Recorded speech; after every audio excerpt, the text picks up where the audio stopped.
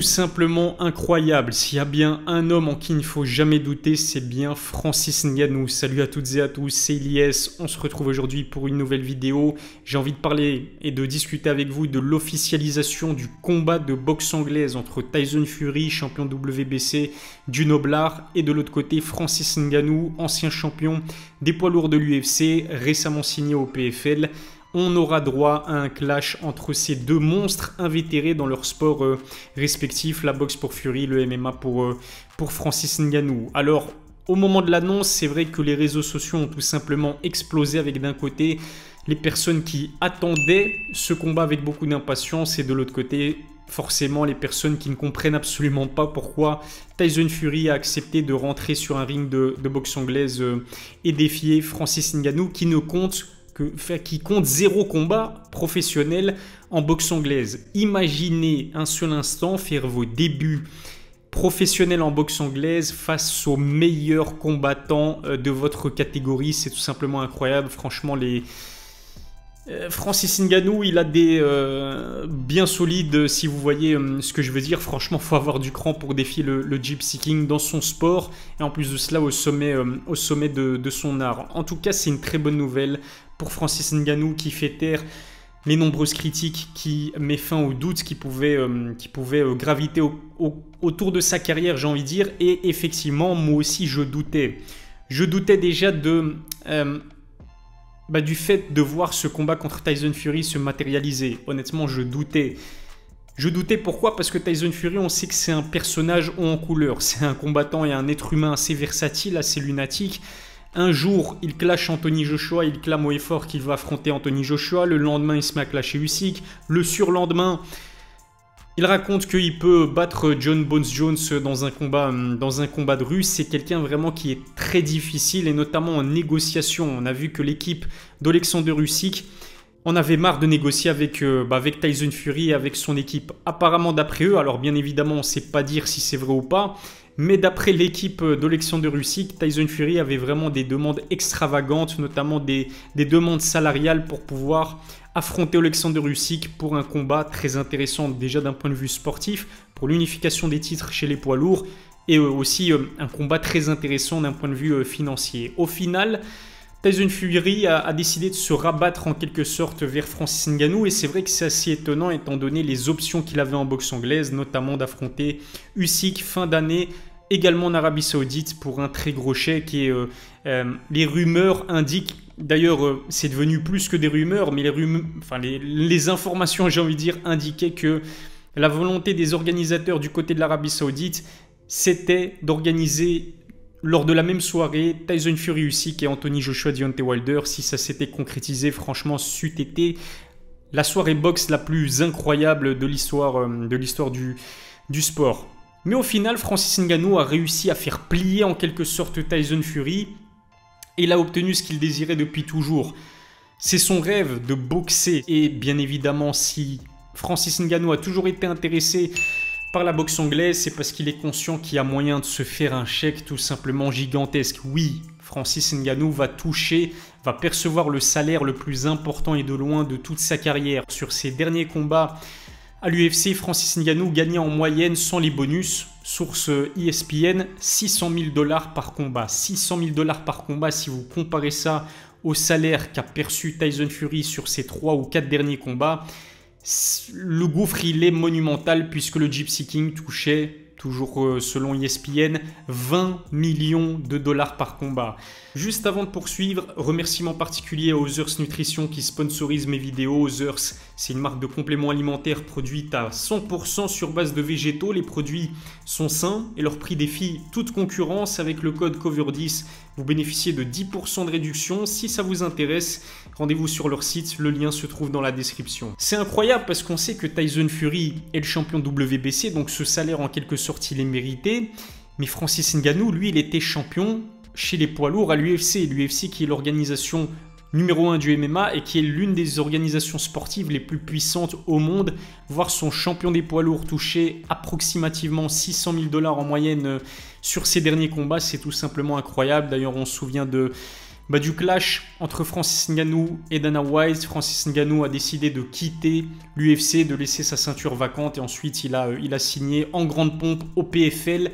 Il signe non seulement en tant que combattant, athlète, mais aussi en tant que directeur du PFL Afrique. C'est vraiment, ces dernières semaines, Francis Ngannou, c'est des masterclass. Encore une fois, il a mis un terme aux doutes qui pouvaient graviter concernant sa carrière, concernant son plan de carrière aussi, et il a tout réussi.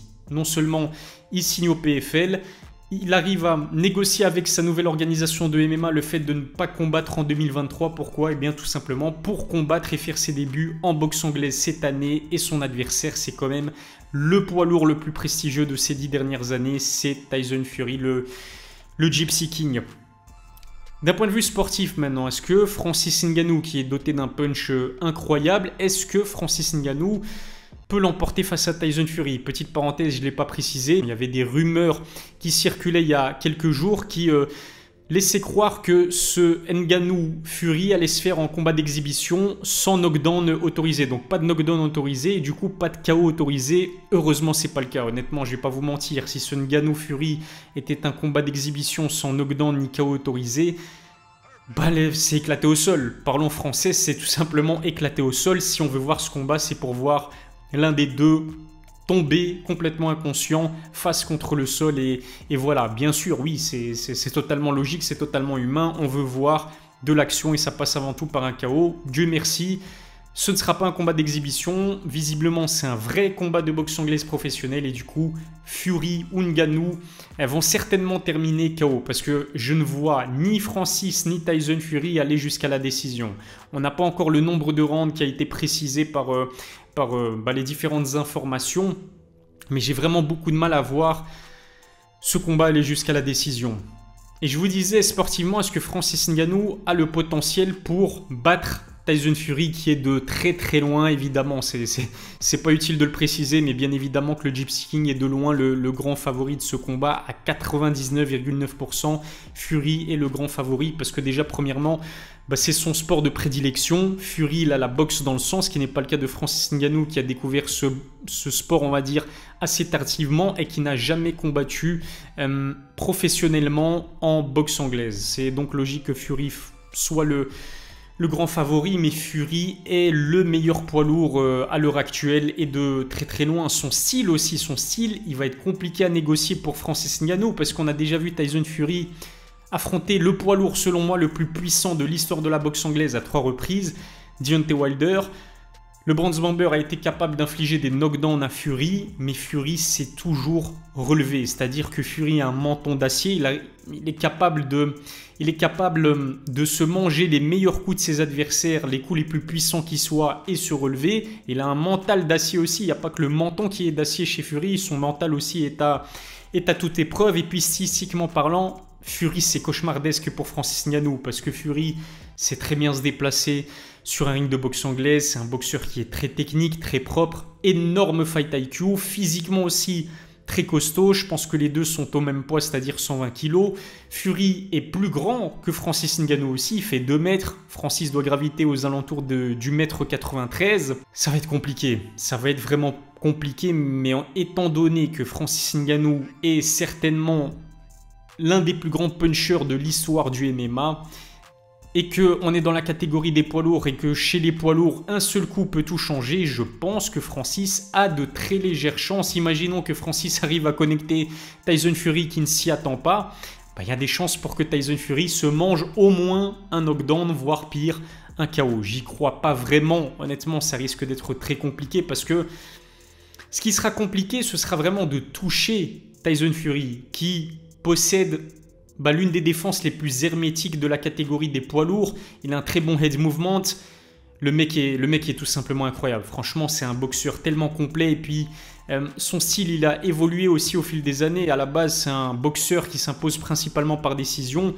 Mais là, il a mis KO Dillian Whyte, Derek Chisora, Deontay Wilder dans leur trilogie.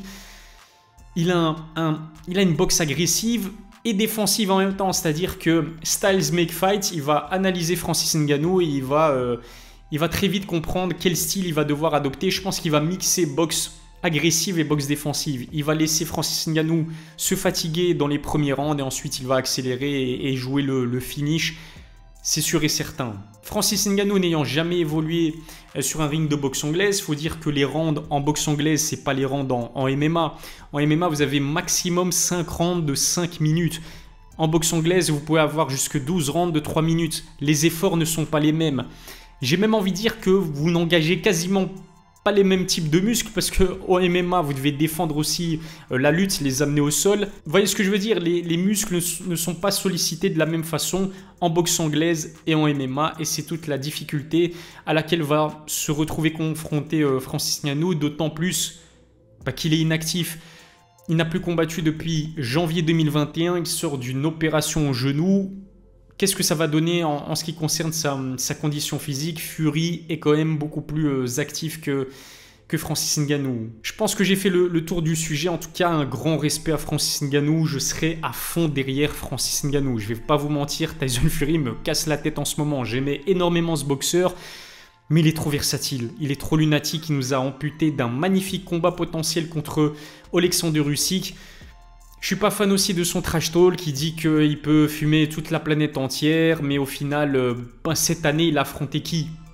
Ses derniers combats sont décevants dans le sens où ses adversaires sont décevants. Dillian Whyte, Derek Chisora. Bon, après, ce que vous allez me dire, c'est que c'est pas propre à Tyson Fury, c'est vrai. Mais il avait vraiment la possibilité d'affronter Oleksandr Usyk pour l'unification des titres. Personnellement, c'est un combat qui m'intéressait énormément. C'est décevant. Franchement, sportivement parlant, je comprends que les fans de boxe anglaise soient déçus de voir Fury affronter Francis Ngannou à la place d'Oleksandr Usyk. Ce qui m'énerve aussi un petit peu avec Tyson Fury, c'est que lorsqu'il a pris sa retraite et puis il a repris la compétition assez vite après, mais il disait qu'il n'était pas intéressé par l'argent.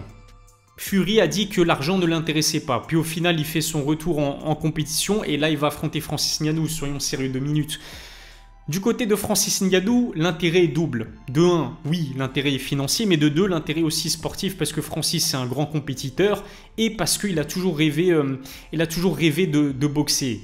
Mais du côté de Tyson Fury, à part l'intérêt pécunier, l'intérêt financier, il n'y a aucun intérêt, il n'y a absolument aucun intérêt sportif. Du côté de Tyson Fury, dans le fait d'affronter Francis Ngannou, puisqu'il est de loin, mais de très très loin, le grand favori de cette opposition.